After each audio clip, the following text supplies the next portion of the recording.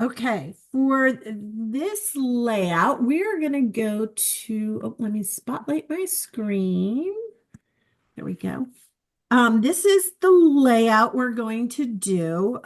Really cute, fun paper. I love using plaids that you can pull out the little colors in the plaid, which is why I opted for that dark sea green because there was some of that in that plaid, and now it really pops out when you look at the page rather than getting lost in that. If I just look at it this way, I don't really see that plaid until I put a little dark sea green next to it, and then it pops it out. So with that said, what you're going to do is you're going to need the 2 sheets of your plaid paper, the 2 tangerine color or whatever you choose for the background, and then your dark sea green for the strips on here. So to get started, we're going to start with that dark sea green. Oh, and you're going to need your brown, which we've all been looking for, brown for the fence. And like I said, I used the rustic fence border punch. This is the older version. They just came back with the exact same border maker cartridge for those that never got the original. So you're going to need that with your border maker cartridge. Is that the old one? That is the old one because it's in blue. The new ones are Oh, black, I believe. mine is in teal. Yeah. Oh, really? Oh, wow. Yeah, how many people bought that one, huh? Yeah, a couple of versions of it, right? Yep. So to start, I did the 4 strips of this dark teal color. It's called dark sea green. And what I used is the decal blade on there. The decal blade is one of my favorites because it gives it an edge, like a little torn edge. You can certainly use a tearing tool if you would rather, but the decal blade on your trimmer is the easiest. If you don't have the decal blade, again, just watch which way your bumps and things are sticking out so that they go out the same way. So if you're using, I know we had talked about earlier, if you're using the Victorian blade or the scallop blade, you want to make sure that the bumps are going outward on both sides of that strip of paper. So the easiest way to do that is when you put your cartridge or your blade into the blade housing, you want to make sure that the words on the blade and the word creative memory is on the top of your trimmer or on the same side. So my words are facing my words, and that way your bumps will always go on the outer side. So the outside edge of that scalloped or that Victorian will go towards that way, and then you know which way to turn your paper. Okay, so this is what I'm doing is I'm cutting four of them, um, 1/2 inch strips with the deco blade. So what I want to do is put the piece of paper into my trimmer right about the edge of that mat strip, put it right on the edge, and then cut off just that tiny little strip on the outer side, just to give it that pretty edge to the edge of your Why piece. do you have to cut off that edge? You're hiding it. No, you're not. Oh, you're not? Nope. It looks It's the way it's it looks. going, it's I can't. going, Oh, if you look at it, it's going on top. It's got the deco oh, okay. edge on The both little sides. one in the little thing that I can see that you sent, that it looks Yeah, like it was. Never mind. I apologize. that's all right. So you want that decal edge on the edge of your strip and then move it over. If you don't have a decal blade, you have a blade that goes in a certain direction. You want to flip your paper the other way, and put it in at 1/2 inch, 1/2 inch, and you're going to cut a 1/2 inch strip. So I have a 1/2 inch strip with the decorative edge on each side. So you are going to do this and make 4 strips. So you want just keep putting it in at a 1/2 inch. Remember to recut that edge off if you have a edge that only goes in one direction. Make sure you flip and cut off the edge. So there is 2 strips. We want 3 strips and 4 strips. You have 4 strips of this dark sea green. Beautiful color. It is, and it looks so pretty. I would never have thought of matching it with the tangerine, but it looks so pretty on the tangerine. It really pops. So then what you want to do is you want to take this plaid paper and we want to cut the plaid at 8 inches. So what I'm going to do, it doesn't matter. This is one of those pieces of paper that is non-directional, meaning it doesn't matter if your plaid is this way or this way. It's whatever way you happen to put it in your trimmer is perfect. But even the other side, it doesn't matter. Oh, my We just iPhone. lost you. Yep, I see that. Are we going back to the straight blade now? Later. Yes, go back to the straight blade. Thank you.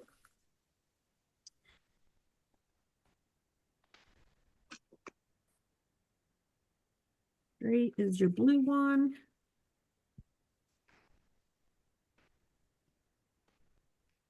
So you're going back. Shoot.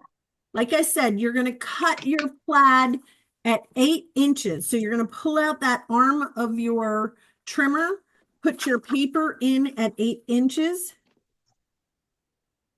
8 inches. You're going to have 4 inches. Just put that aside. You don't need it. We can use that on our bonus page later. But we have that 8-inch. It's 8 by 12. And you want to do that with both sheets of this paper. So you want this one also at 8 inches.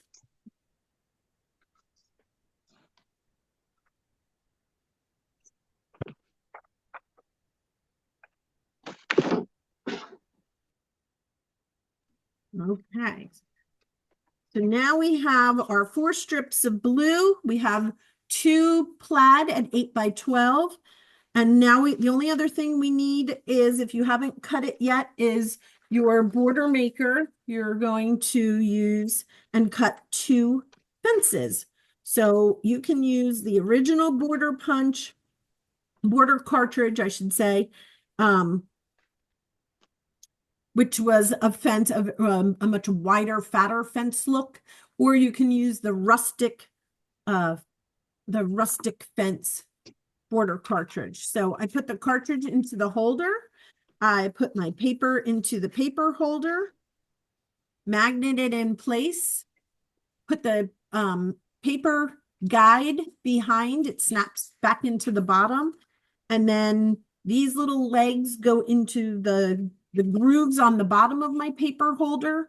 And there's little notches here on top. I know you probably watching, you all know how to use this, but this little notch right on the tip of my border, the cartridge holder, match up to the notches on the paper holder. And once it's in place, you'll feel those legs underneath go into the groove. You just press it and then move it down to the next notch. And as long as, I know Melissa asked before, as long as when you put that cartridge in all the way, I use this part of my hand, I use my fingertips to hold the cartridge into the border, the paper holder just right, and then use the butt of my hand here to press down on the lever, just so that it's in place, and hopefully I don't get those tiny little lines of paper and you get your little fence. What I'm going to do is cut my fence right at the bottom of those fence poles. Now, to do that, if you don't know, in your, these are the rails for your cartridge, your blade holder. Underneath this rail, there is, use your thumbnail to grab it. It's a little piece of plastic and it moves down. Everybody has them. It's on both sides of your rails. On this side, it's right under here. See that little piece of plastic? Just use your fingernail to pull that down. There we go. And there's a little black line on that. That's exactly where your trimmer blade is going to cut. That little black line. You can also look at, there's a little white arrow here. The point of that arrow is exactly where the blade is going to cut. Don't look at the lines that are on the mat. They have been off many times, and my mat is so dirty with tape and paper that I can't even see. And after a while, those little dotted lines do wear away. So go by that little, I call it the whisker line, because it's like a little cat whisker on there. So when I put in my fence and I want to cut right along the bottom of that fence, but I don't want a strip of brown across the bottom of the fence. I want to get right at the bottom of each one of those posts. I can look at that whisker line and make sure that whisker line is telling me I'm cutting right on the edge of those posts and not beyond those posts. Because I want to, and you can always trim them off with your scissors, but I want to cut, oh, I didn't go all the way across. Snip, snip, snip, there we go. So what I did was I cut out just the fence. You'd hold it sideways, it looks almost like a train track. This way, you have your little rustic fence. I want 2 of these, so I'm going to punch one more, and I'm going to cut off one more. But a lot of people don't know those little whisker lines are under the edge of your blade, on your blade rails. And they're perfect for seeing exactly where I need to cut out something. If I want to get something, I want to make sure I'm cutting like below wording. And I want to make sure I don't cut off the bottom of a G or a bottom of a P or something. What I make sure is I pull out those little whisker lines just to see that I'm cutting in the right spot. So, okay. So again, I put my fence in my trimmer. Check my whisker lines to make sure I'm cutting on the right spot. So you want the whole bottom cut off, huh? I want that whole bottom cut. I just want the fence. I don't need the extra brown paper. I really don't want a brown strip of paper on this on this page. So I just have the fence. And a lot of times, I know, Melissa, you mentioned those little pieces of lines of paper. If you notice this little edge on your border, when you're doing your borders, you see that little edge? That just means that the paper was a little over 12 by 12, because usually it should cut right away, or I might have had my paper a little bit too far one end or the other. It just means the paper was a little bit over. I just trim them off. I mean, obviously it's a pain to do, but for whatever reason, they're there. So that is my little fence, and all this other debris I can get rid of. Let me just dump my page. Okay, so now I have all the pieces for this page. It's going to go together really fast. Let me just dump all this off.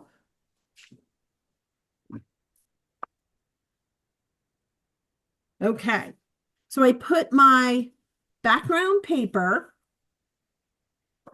I am going to put my plaid paper down, and the plaid paper went 1.5 inches from the bottom.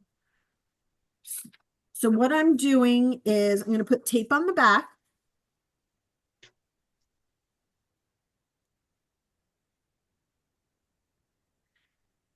If you don't have a mat that has that ruler on the outside, like my mat has a ruler on the outside of the paper.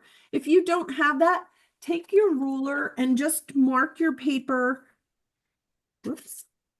You can take a little pencil and just mark it at 1.5 inch mark on both sides so that you know you got it exactly across that 1.5 inch line. Does that make sense? So if you just take a little pencil at 1.5 inch, make a little mark on one side, and then the other side, let's see, where's my little pencil? There we go. So I would just mark it at 1.5 inch. And then over here, mark it at 1.5 inch. And then when you put your paper down, I put tape on it already. I just put it right down at that 1.5 inch mark, right along the edge of the paper, and make sure it hits the 1.5 inch mark on the other side. And it should, whoops, it just doesn't want to. There we go. Perfect, right?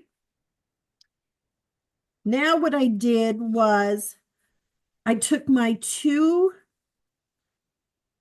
pieces of the dark sea green and I just put that on each end. That's why I didn't have to worry about cutting that plaid with a decal blade. I could have. I don't think anybody would have seen it, but I wanted this to be on top of that straight edge just to kind of give it more of a decorative edge. It also brings out the blue in the paper. So I'm just adding this close to the edge as you can.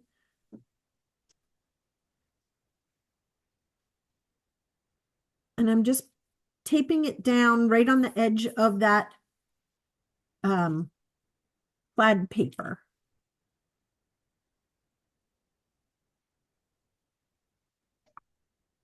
You're also quiet. Okay. So we tape this down on the edge.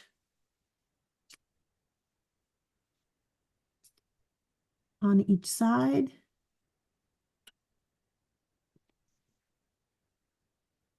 And that alone looks really pretty. Now I wanted to give it that that rustic fence look because of the embellishments I'm going to put on. What I did was I take my rustic fence and I take my repositional tape. Where did I put it? Okay. And I just put some repositional tape. Repositional tape, for those that have never used it, is tiny little glue dots that come out of your tape dispenser. So now I have all these little tiny little glue dots on the back, and it goes right in the center of all those holes. So I don't have to worry about having glue across the holes or anything. And what I'm going to do is I'm going to put this a little bit on the edge of that blue. I don't want it under, and I'll show you why in a minute. Okay, I think my peach is a little long. There's a little edge there, but that doesn't matter. So here is that rustic fence. And then I took from our stickers, I have this sticker strip.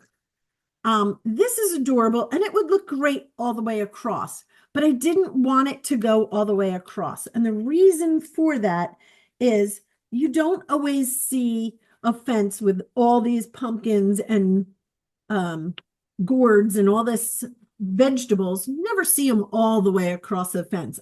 I wanted it to look more real. So I only put it about halfway across.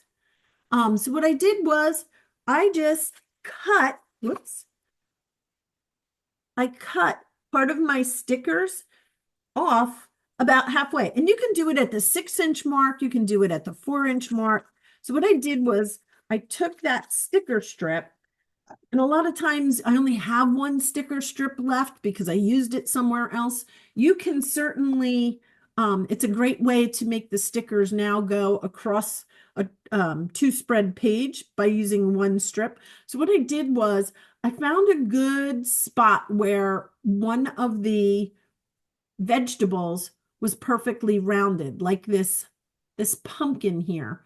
That pumpkin, it's really rounded before it gets into the other vegetables. So what I can do is just take the edge of that pumpkin. It doesn't have to be the 6-inch mark. Doesn't really matter. and I just cut it out. So I have this edge. That's okay because I can cut off that green gourd behind here, behind the corn, and that will still look natural. And the pumpkin looks like it ended. And then what I'm going to do is just stick this along the bottom of that fence line. So it's about a little part across. That looks more natural to me than the vegetables all the way across. That's up to you. And then when I do the other side of the paper, I can certainly just cut around that corn, that piece of corn. And that way it's going to look more natural on the other side of the page. So I'm just making it so, whoops, there we go. I just cut around that piece of corn so looks like that's the end of that sticker. And I'll put that on the other side of the page. But Alice, yeah. sorry, Alice. When you did the sea green, the seafoam green, the whatever it's called, green, yeah. Did you put it right up against the plaid, or was it overlapping? I did it over the edge just a real little bit to hide the straight line of the plaid. Thank you. You're Sorry. welcome. And then you're just really going to put together the other side of your page. So again, you're going to take your tangerine paper. I'm going to mark the bottom of my page at 1.5 inches, 1.5 and 1.5. And that way I know exactly where the end of my paper is going to go.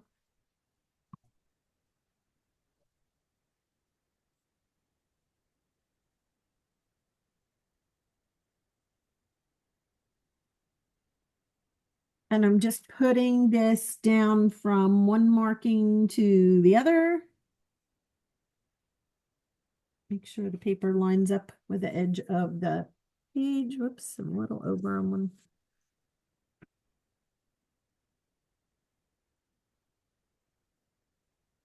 There we go. And then again, those strips of sea green, I'm just going to, whoops, wrong tape. I'm just going to tape them along the edge of that straight line of the plaid because it just gives it a little bit of extra a look. It doesn't have that straight edge anymore.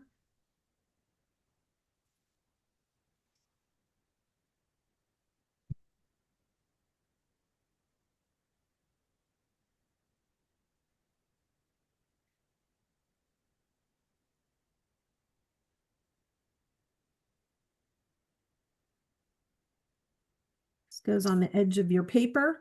And then I add my fence to this side.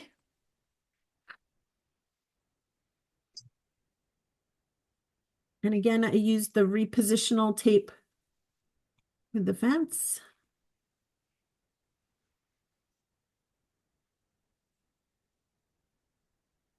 I put that right along the edge of the blue.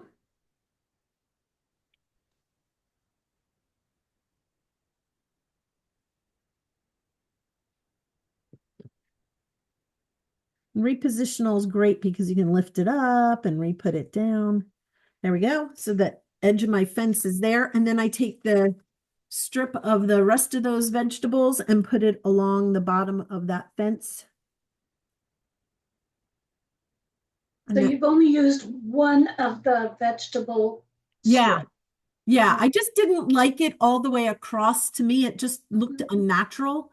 It looks like I was using a border strip where this made it look more like, oh, look, she's got some vegetables over here and vegetables over there. And it showed a little bit more of the fence. And then Show me again where you divided it. I picked one pumpkin, happened to be, to me, was very round. So I just cut the pumpkin. You can cut All right. straight through the line if you want of vegetables and put it right up against the edge of your paper. I just wanted it to look a little more natural. You can even, because I made this look like it had its own end, and this pumpkin as well, you can even move it back over here or put it in the middle. Because at this point, it has rounded edges, so it doesn't really need to be directly on the end of the paper going into the other page. Because I rounded off the corn, I thought that was a good stopping point. I can move it over now, and it doesn't look like one big long strip of stickers. It looks like two different batches of veggies just thrown against the fence. And then on your sticker strips, you should have some trucks and some other items you can put on there. I added some mats from the mat pack that came in that big collection. The the big bundle, I added the mats. This was from the embellishment packs. There was a little wagon with some vegetables. I added the vegetables into the wagon. I put a truck backing up here, so it looks like we're going to put the vegetables in the truck. You could probably cut out some of those vegetables and throw them in the back of the truck if you want. This one, I put some I lined up where the vegetable bins will go in the truck, and then I popped the truck out with a 3D foam square so that it looks like the vegetables are inside the back of the truck. I thought that would be really cute. Again, same thing on the bottom. This was some of the embellishments that came in that big collection. I popped out the big truck. The mat was from the big collection. I popped out the truck with foam squares and then put the vegetables flat down on the paper just to kind of give it a little bit more dimension. But that's how I ended up laying it out. I put these white markers in to say, okay, where would I put that's one of the things that I always do when you can do the most beautiful layout, but you want to think about, well, where am I going to put pictures? Where would they fall? Another thing, this is you can do a title down here or up here. That's up to you. With the mat, because I want people to see this beautiful paper. That plaid paper to me is just gorgeous. I would actually take this mat. Let me just lift this up and move it down a little to go into that space down on the bottom, because the space down on the bottom is really not going to be used, and that way they'd see more of that plaid paper. So that's another option.